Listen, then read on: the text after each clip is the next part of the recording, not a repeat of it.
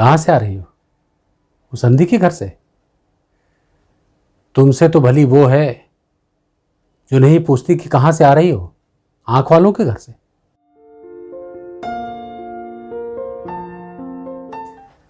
नमस्कार, शेखर वाणी में आपका बहुत बहुत स्वागत है। मैं हूं अरुण शेखर। आज का एपिसोड जो है वो कुछ खास है, कुछ स्पेशल है, कुछ विशेष है। नहीं, साहित्य का रास्ता नहीं छूटेगा, साहित्य रहेगा, कला रहेगी, लेकिन उसमें से अभी तक जो आप देखते सुनते आए हैं कि सीधे सीधे कविता या कहानी या किसी की रचना, उसी तरह थोड़ा सा अलग है। अगर आपने चैनल सब्सक्राइब नहीं किया है तो प्लीज़ शेखर वाणी को सब्सक्राइब कर लीजिए, और हाँ, उसके पास जो बेल आइकन है ना, उसे ज़रूर दबा दीजिए, जिससे कि मेरी सारी बातें आप तक पहुंच जाएं। मैंने आरंभ किया था एक बहुत छोटी सी एक लघु कथा के साथ। आज बहुत अद्भुत बात है कि आप लोगों का प्यार बहुत मिल रहा है मुझे, मैं अभिभूत हूँ, और उसी के तहत मुझे ये ख़त मिला है, हाथ से लिखा हुआ ख़त। आज के ज़माने में आपने भेजा किसी को? नहीं ना? आप तक किसी ने भेजा? शायद हो भी सकता है, लेकिन बहुत मुश्किल है। हाँ, व्हाट्सएप का दौर ज़बरदस्त चल रहा है, उस पर सब कुछ भेजा जा रहा है, लेकिन हाथ से लिखे शब्दों की खुशबू मुझ तक आई है। और एक खत पाकर मुझे थोड़ा सा वो समय याद आ गया जब मैं रेडियो में शो करता था, और एक प्रोग्राम था चिट्ठी आई है, और बहुत सारे ख़त आते थे। मेरे जो प्रोग्राम होते थे वीक के, सारे दिन के, उनका पूरा रिव्यू होता था कि आपने क्या अच्छा किया है, क्या बुरा किया है, क्या बेहतर कर सकते हैं, गानों के बारे में, प्रोग्राम के बारे में, बातचीत के बारे में। तो हमने सोचा था उस पर कुछ खास करें, क्या करें। तो फिर मैंने सोचा कि जब आरंभ करते समय ही हम एक कविता लिखेंगे, और कविता मौसम के बारे में होगी, रिश्तों के बारे में होगी, ऐसी हो सकती है।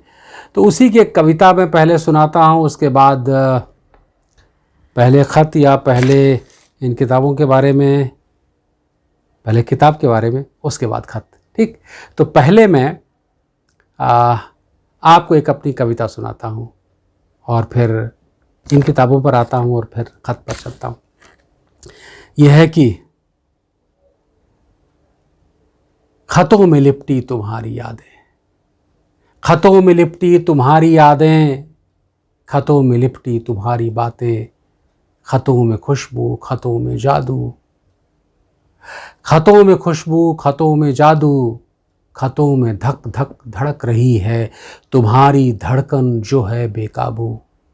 अब ये दूरी अखर रही है, वक्त बड़ा हर्जाई है, चिट्ठी आई है, चिट्ठी आई है। मैं आपसे कुछ शेयर करना चाहता हूँ कि हमारे एक यूट्यूब के चैनल के जो सब्सक्राइबर हैं और सुनने वाली हैं, प्रशंसक हैं, साहित्य प्रेमी हैं, उन्होंने अपनी कुछ कविताएं, नहीं बल्कि ये कहानियों की किताब है, मैं आपको दिखा दूं, ये हैं,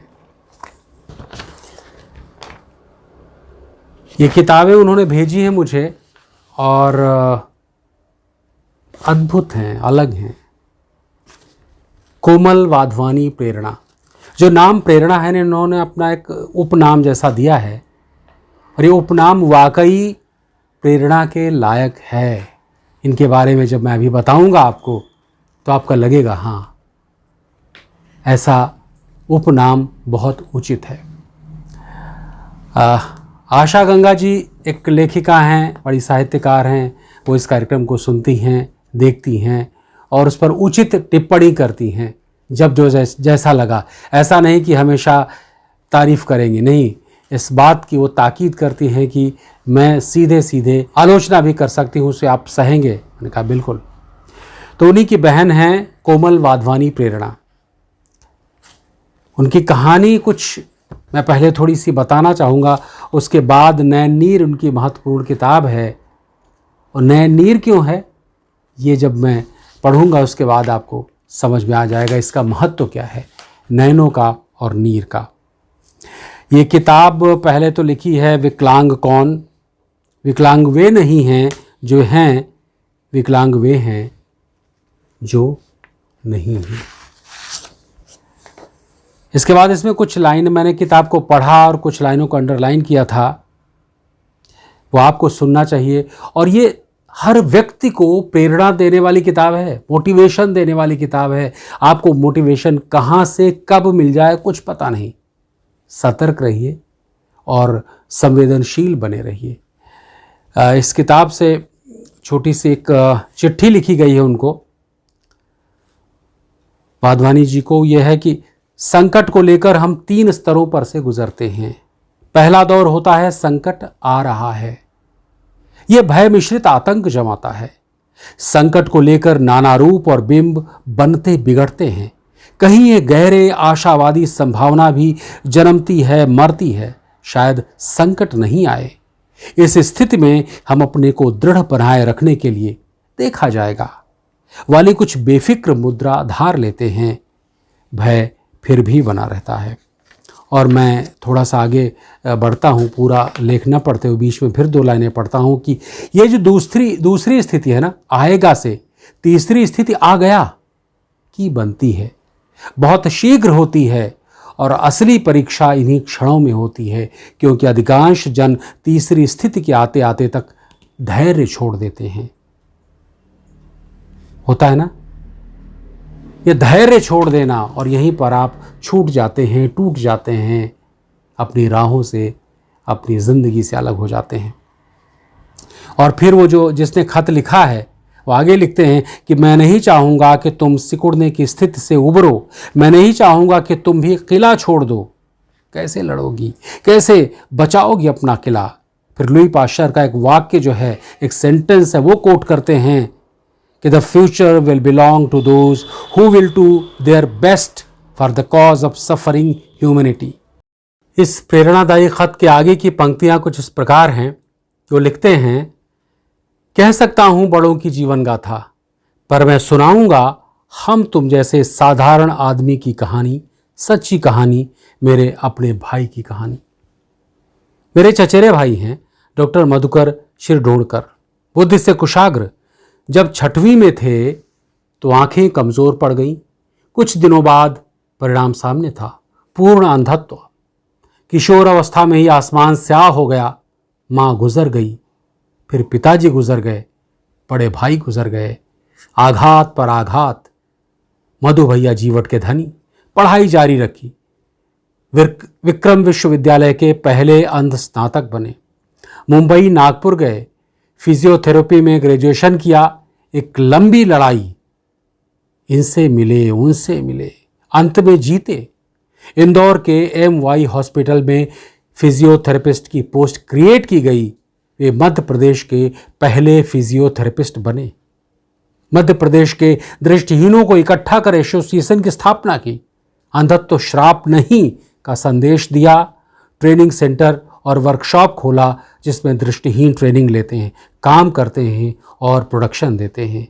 दृष्टिहीनों की सेवा के लिए उन्हें राष्ट्रपति का स्वर्ण पदक मिल चुका है। कई अंतर्राष्ट्रीय सम्मेलनों में उन्होंने भारत का प्रतिनिधित्व तुम्हें वो क्षेत्र चुनना होगा जो तुम्हें तुम्हारे सर्वश्रेष्ठ को सामने ला सके। आसान तरीका है कि जिसमें रुचि हो वो विषय या क्षेत्र चुन लो, अच्छी तरह सोच भाल कर। मैं चाहता हूं कि वो ये कि तुम अपने आप को एक लंबी लड़ाई के लिए तैयार करो। रुग्ण शरीर से अधिक खतरनाक रुग्ण मन होता है। कितनी जबरदस्त लाइन है कि रुग्ण शरीर से अधिक खतरनाक रुग्ण मन होता है। सो मन से ये जन्मजात रोग की बात निकाल दो, निराशा को कोई स्थान नहीं मत दो। अब ये स्वर्गीय इंजीनियर श्री प्रमोद शिरढोणकर का खत है जो इस लेखिका को प्रेरणा देता है, जगाता है। ये क्यों इतनी कहानी मैं सुना रहा हूँ, क्यों खत सुना रहा हूँ? क्योंकि कोमल वाधवानी जी दृष्टिहीन हैं और उसके बाद इतने साहित्य की रचना लगातार करती हैं और इतनी संवेदनशील हैं कि उन्होंने जितनी कहानियाँ लिखी हैं वे संवेदना के अलग धरातल पर आपको ले जाती हैं। इसलिए इन किताबों को मैंने चुना, इसलिए कि ये कहानियाँ, ये उनकी कहानी शायद आपको प्रेरित कर सके। अगर आप कहीं थोड़ा भी डल महसूस करते हैं, थोड़ा सा भी कहीं हार रहे हैं, तो ये कहानी आपको जीत की तरफ ले जाए। और थोड़ा सा और पढ़ना चाहूँगा कि कोमल जी ने इसके बाद किस तरह से संघर्ष किया, क्या हुआ उनके साथ। थोड़ी सी बात। भाभी जीजा जी ने प्राण शक्ति भर दी और मैं उठ खड़ी हुई। उनसे मिले सतत मनोवैज्ञानिक प्रोत्साहन, सहयोग, आशीर्वादों से बीएड पूरा हुआ। शासकीय स्कूलों में पढ़ाने के दौरान मेरी आंशिक दृष्टिबाधिता को पूर्ण अंधत्व में शामिल कर दिया गया। वहां मिले सहयोग से मन टूट टूट गया, पर इरादे और भी पक्के हो गए। मेरी असमर्थता पर लगे आक्षेप मेरे लिए चुनौती साबित हुए। जो कहते हैं ना, आपदा में अवसर तलाश करना, जो कहते हैं कि जितने पत्थर आप पर फेंके जाएं उनको सीढ़ी बना लेना, ये किया कोमल बाधवानी जी ने। और आज जो पुस्तकें मैं पढ़ रहा हूँ, ये उनकी लिखी हुई पुस्तकें हैं। और इतनी सुंदर कहानियाँ हैं, इतनी सुंदर कहानियाँ उन्होंने, और छोटी छोटी कहानियाँ हैं जो उनके जीवन से निकली हैं। सबसे महत्वपूर्ण उनकी एक पुस्तक है नैन नीर, जो मैं आपको दिखा रहा हूँ कि नैन नीर उनके जो सतत जीवन के अनुभव हैं, रोज़ के अनुभव हैं। और जब किसी का एक अंग कोई ख़राब होता है तो जो प्रभु है दूसरे अंग को इतना संवेदनशील बना देता है कि एक अलग धरातल पर जाता है। जैसे कि इसकी का आँखें अगर उस तरह से काम नहीं करती तो उसके कान इतने ज़्यादा संवेदनशील हो जाते हैं कि किसी की चाल, किसी की खुशबू, किसी की आहट को बहुत अच्छी तरह से पहचान लेते हैं। और उन चीज़ों को ध्यान रख के, और बल्कि कहूँगा कि उसका फोकस बहुत ज़्यादा हो जाता है। तो ऐसी ही कुछ कहानियाँ हैं, एक दो मैं उनकी पढ़ के सुनाऊँगा। और सारी किताबें तो नहीं पढ़ सकता हूँ, लेकिन मैं चाहूँगा कि आप ये किताबें ज़रूर पढ़ें और प्रेरित हों, और इस बहाने शायद आप भी कुछ क्रिएटिव, कुछ बेहतर समाज के लिए कर सकें। एक कहानी है कि बंदर और इंसान। मैं बालकनी के जंगले में सूखे हुए कपड़े उतारने लगी। जगह संकरी थी, तभी एक गद्देदार नरम हाथ मेरी पीठ पर महसूस हुआ। उस हथेली ने हल्के से मुझे जंगले से दूर खिसकाया और अपना रास्ता बनाकर वो कूदता फांदता चला गया। पर वो एक बंदर था। मैं सीढ़ियां चढ़ रही थी और वो सीढ़ियां उतर रही थी। दोनों टकरा गए। मुझे दुख हुआ कि वो एक इंसान था, है ना। तो ये एक छोटी छोटी बातों को लेकर आपको जगा देने वाली, आपको संवेदनशील बनाने वाली ये कहानियाँ उनकी हैं। एक और छोटी सी कहानी मैं पढ़ूंगा, उसके बाद नहीं तो बहुत एपिसोड लंबा हो जाएगा और आप भी बोर ना हो। दृष्टि नहीं तो दूसरी इंद्रिय। दिसंबर माह के कड़ाके की सर्दी में मालिश वाली बाई कमरे का दरवाज़ा बंद करके रखती थी। जच्चा बहु मालिश के बाद बालकनी में धूप सेकने चली गई। बाई ने अब बच्चे की मालिश शुरू कर दी। थोड़ी देर में मुझे कुछ चलने की गंध आई, जो कि तेज पर तेज होती जा रही थी। मैंने तुरंत बहू को बुलाया और देखने को कहा। मैं और वो दोनों किचन की ओर दौड़े। देखा तो दंग रह गए। मालिश वाली बच्चे को नहलाकर गैस चूल्हा जलाकर उसे सुखा रही थी और नवजात के बालों के जलने की गंध फैलती जा रही थी। उस दिन दृष्टि का काम मेरी दूसरी इंद्रिय ने न किया होता तो क्या परिणाम होता, ये सोचकर रोंगटे खड़े हो जाते हैं। कोमल बाधवानी जी का रचना संसार सतत चलता रहता है। उन्होंने धर्मयुग, साप्ताहिक हिंदुस्तान, कादम्बिनी, शब्द प्रवाह, बधिर ज्योति, चौथा संसार, बहुत सारी पत्रिकाओं में लगातार वो लिखती रही हैं और कई पुस्तकें उनकी प्रकाशित हो चुकी हैं। और मैं आपको बताऊं कि अधिकतर उन्होंने लघु कथाएं लिखी हैं। जो मेरे पास 3 किताबें हैं उनकी, उसमें बहुत छोटी छोटी कथाएं हैं, लेकिन कमाल की हैं, जो आपको प्रेरणा देती हैं, जैसा कि मैंने कहा, मोटिवेट करती हैं, आपको अधिक संवेदनशील बनाती हैं।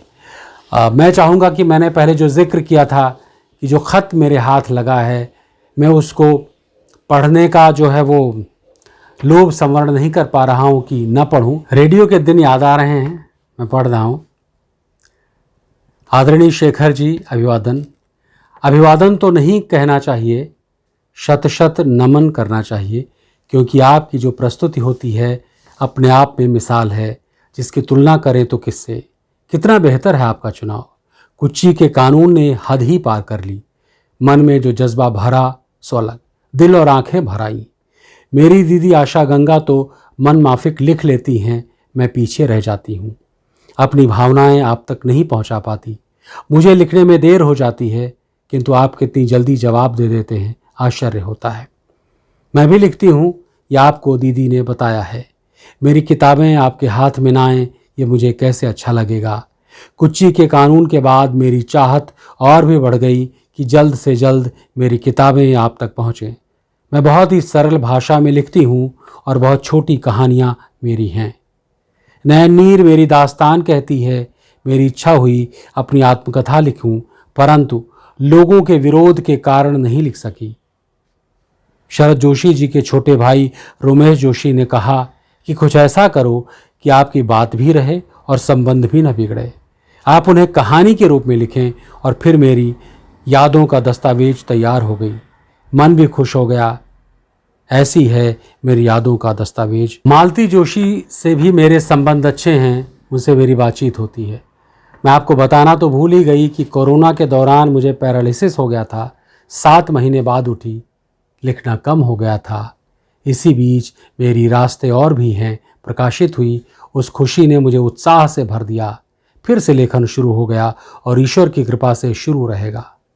किताबें एक लेखक की पूंजी होती हैं जो मैं आपको सौंप रही हूँ। इसीलिए मैं साहित्य की बात करता हूँ। ये जो रचनाएं हैं ना, आप तक नहीं रहती हैं, ये सब तक पहुँचती हैं। आपकी बात न जाने कितनों को प्रेरणा दे दे, कितनों को जगा दे, कितनों को रास्ता दिखा दे। इसलिए किताबों से जुड़े रहिए, किताबें पढ़ते रहिए और लिखते रहिए। किसी न किसी रूप में लिखिए। आप कविता लिखें, कहानी लिखें, संस्मरण लिखें, डायरी लिखें, जो बन पड़े वो लिखें और पढ़ें। तो बस एक बात चलते चलते ज़रूर कहना चाहूँगा कि अगर आपने इस चैनल को सब्सक्राइब नहीं किया है तो प्लीज़ चैनल को सब्सक्राइब करें, लाइक करें और कमेंट करके बताएं कि ये हमारे एपिसोड्स कैसे लगते हैं। ये वाला विशेषकर जो सबसे अलग है, एक ख़ास है, जो लोगों को प्रेरित करेगा।